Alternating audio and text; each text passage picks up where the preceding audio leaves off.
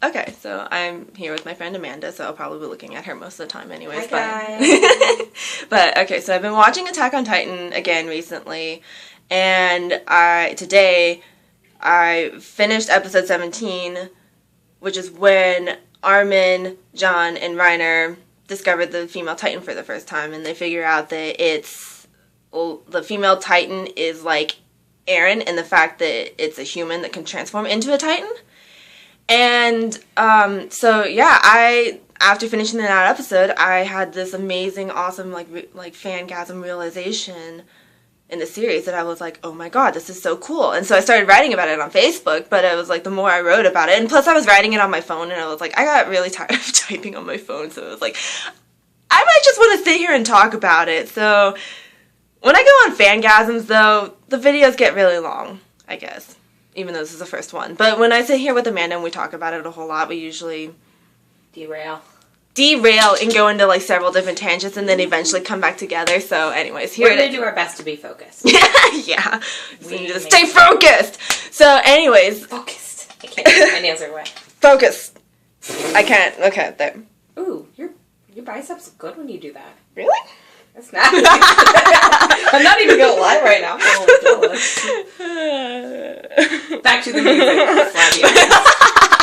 So anyways, music is like one of the most important aspects, at least for me, in any type of series or movie or whatever. Just being a music major, music is my life and everything. Like, if it doesn't have good music, it just loses a lot of shine for me. So Attack on Titan was composed by Hiroyuki Sawano, who happens to be one of my favorite, like, all-time favorite anime composers, just 'cause, like, he did the soundtrack for Guilty Crown, and that is, like, one of my favorites ever. Like, the music is what got me to continue watching Guilty Crown, let's put it that way. So it was just, that's how good I think Hiroyuki Sawano is. And then on top of it all, he brought in singers like Mika Kobayashi to come sing in his songs, and I love Mika Kobayashi so much. It's almost gay, but not as gay as Lights. But anyway, so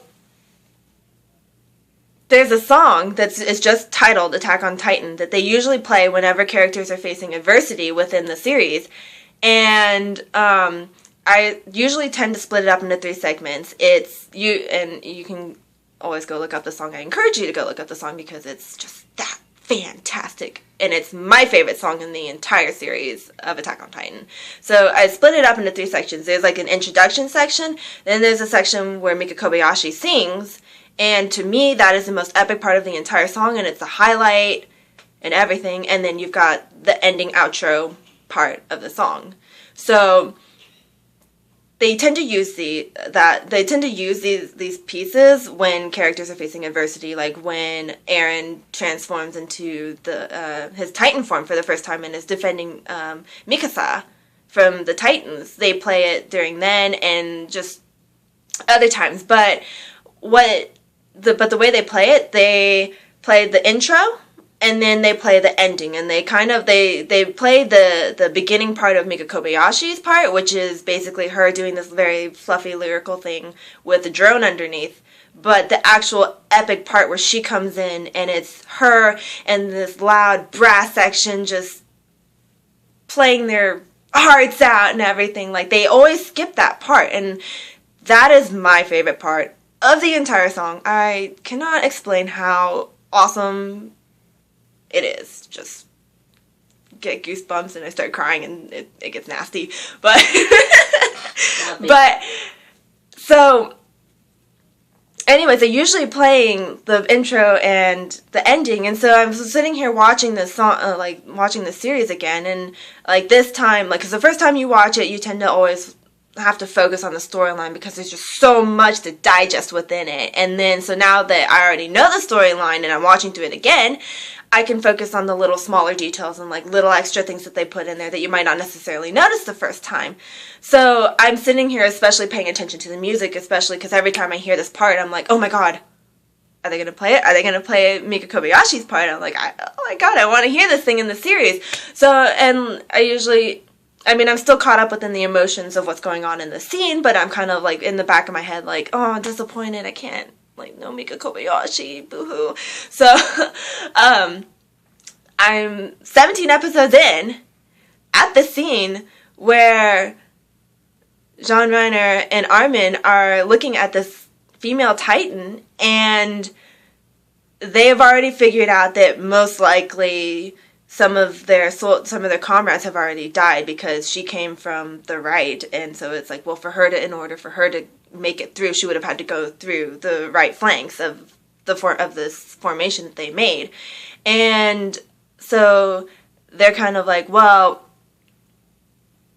she is headed straight for the center of the formation, which is most likely where Eren, the main character, is positioned. So they're like, well, we've got to do something really quick before she gets to him, especially, and hopefully, and then on top of it all, they're like, well, we need to sit and find a way to distract her so we can try and save as many of our comrades' lives as we can.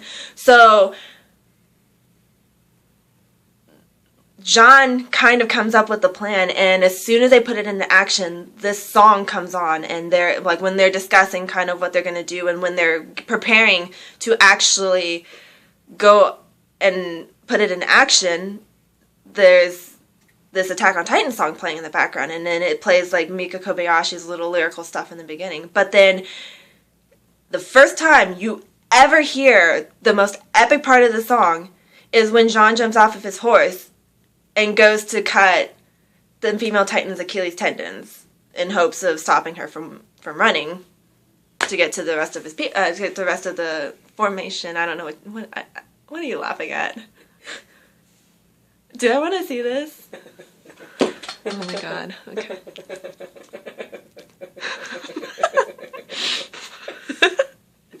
Okay, that's funny. It says, I'm trying to contain my laughter.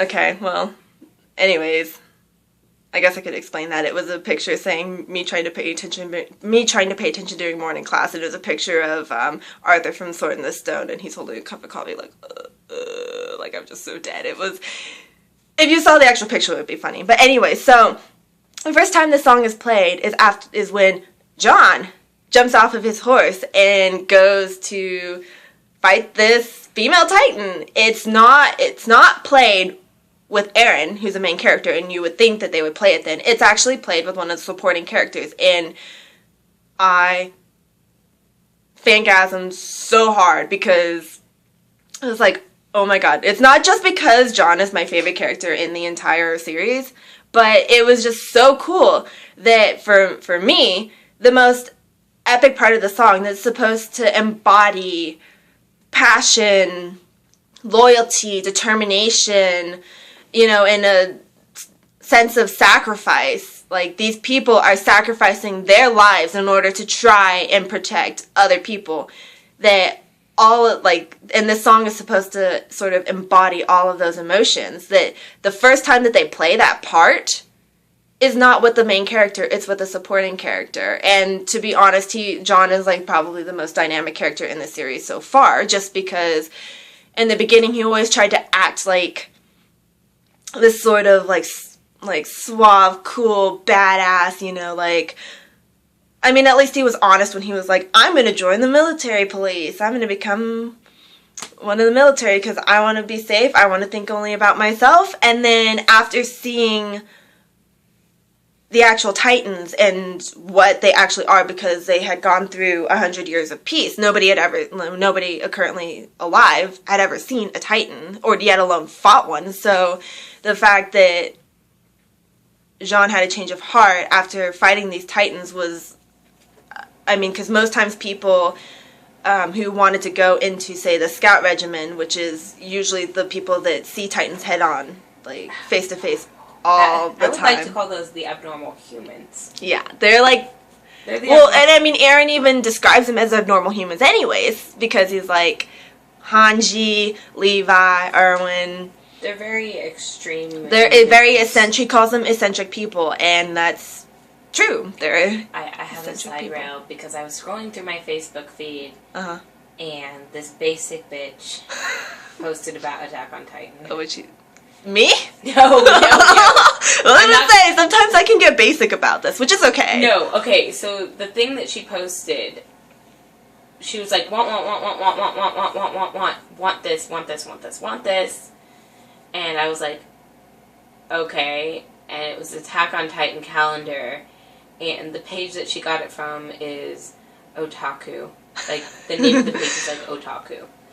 And I was like, you know what otaku means. That website might not necessarily be bad in itself, but it's kind of basic.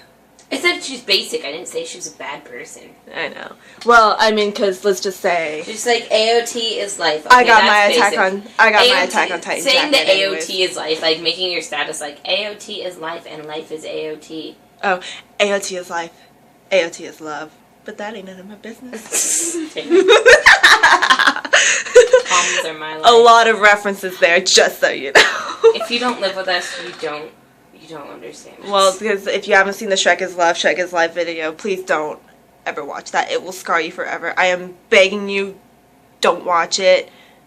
Watch it. Censor your eyes and your ears and your soul. Hey, plug in my phone. Oh my god. Behind you. Jesus. Let's just throw hundreds of dollars on I know. So anyways, yeah, so that was my awesome fangasm because it was just so incredible to have this such a meaningful song, and the most important part of the song played for the first time in the series for a supporting character. So that was really cool. That really impressed me, and I had a lot of nerd moments. I think I screamed a little bit, and then I ran over to Amanda's house and I told her about it, and I was like, oh my god. And then my roommate, I went over to her room, and like thankfully she had woken up by that point in time, but I was like, oh my god. So I just had this like nerdgasm with Attack on Titan. Oh my god. Oh my gosh. Oh my my. So, anyways, that's my nerdgasm for the moment, and I don't know, this video was weird. I don't want to do this anymore, but I probably will.